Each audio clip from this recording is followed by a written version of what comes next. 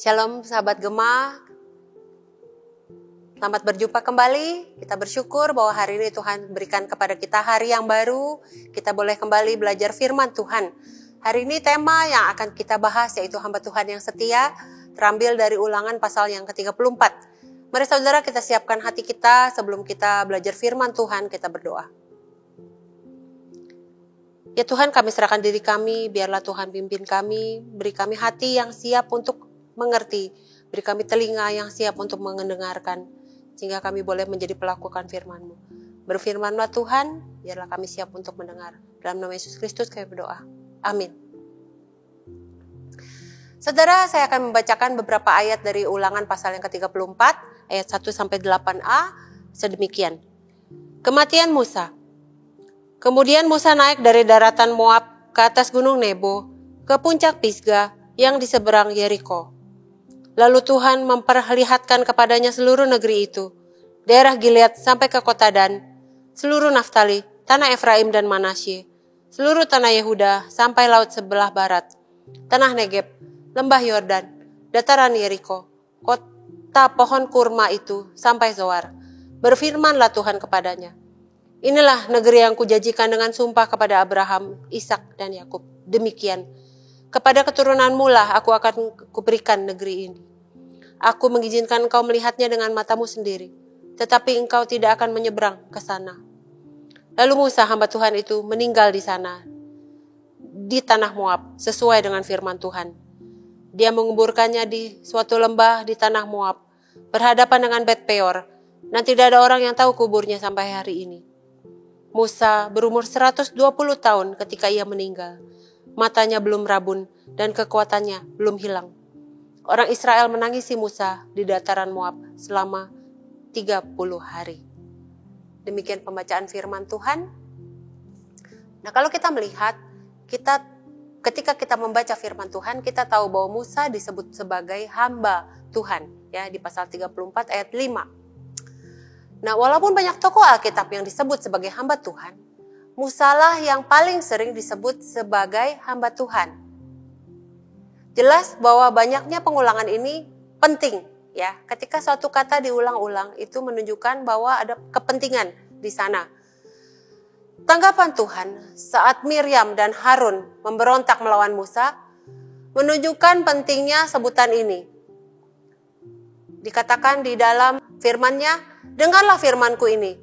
Jika di antara kamu ada seorang nabi, maka aku, Tuhan, menyatakan diriku kepadanya dan penglihatan. Aku berbicara dengan dia dalam mimpi. Tidak demikian dengan hambaku Musa, seorang yang setia dalam rumahku. Berhadapan muka aku berbicara dengan dia, secara langsung bukan dengan teka-teki, dan ia memandang rupa Tuhan. Di dalam Bilangan pasal ke-12 ayat 6-8. Sungguh luar biasa saudara, bahwa Musa sendiri yang memandang Tuhan bertemu muka dengan muka. Nah, kalau kita melihat kesetiaan Musa membuat Tuhan yang memberi kesempatan kepadanya untuk bercakap-cakap secara intim, secara pribadi dengan dia, yaitu Sang Allah. Kita menganggap Musa sebagai pemimpin Israel terbesar dalam sejarah, sedangkan para penulis Alkitab melihat pelayanan Musa sebagai ciri utama kehidupannya. Musa adalah seorang pelayan yang setia. Nah, orang Kristen yang setia akan melakukan apa yang Tuhan perintahkan. Betul bukan? Ya, orang Kristen yang setia tidak menyerah di tengah jalan saat menghadapi permasalahan.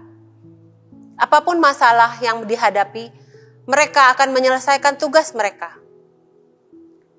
Ada suatu kisah tentang seorang tokoh, yaitu Florence Nightingale.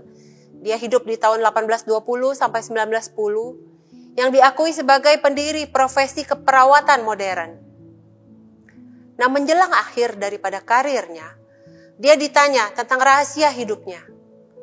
Maka Florence berkata bahwa dia hanyalah wanita dengan kemampuan yang sangat biasa, ya, tetapi ia dipimpin oleh Tuhan. Kunci keberhasilannya bukan terletak pada kemampuannya, tetapi pada kesediaannya memberikan dirinya kepada Allah. Nah, pada usia 30 tahun, Flores menulis dalam buku hariannya bahwa ia hanya mau memikirkan tentang kehendak Allah saja.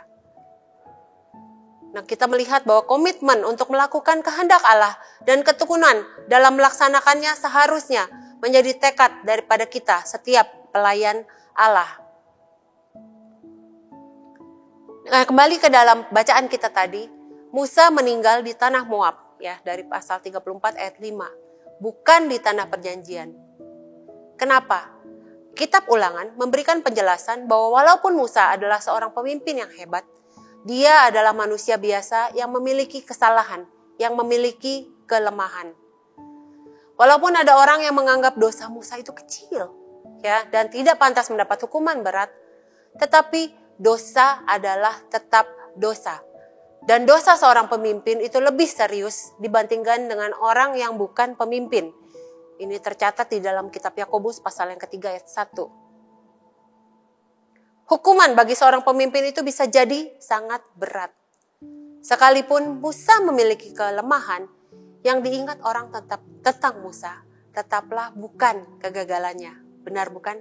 Yang diingat orang tentang Musa adalah kesetiaannya di dalam melaksanakan tugas dan warisannya, yaitu hukum Taurat.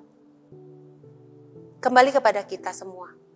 Apakah saudara setia di dalam pekerjaan yang telah Dia percayakan kepada saudara? Apakah kita, saudara dan saya, setia pada pekerjaan yang Dia percayakan kepada kita? Biarlah ini menjadi perenungan kita dan menjadi kekuatan untuk kita. Mari kita berdoa. Tuhan, kami mengucap syukur, Tuhan mengingatkan kami kembali bagaimana kami seharusnya menjadi seorang hamba yang setia seperti Musa.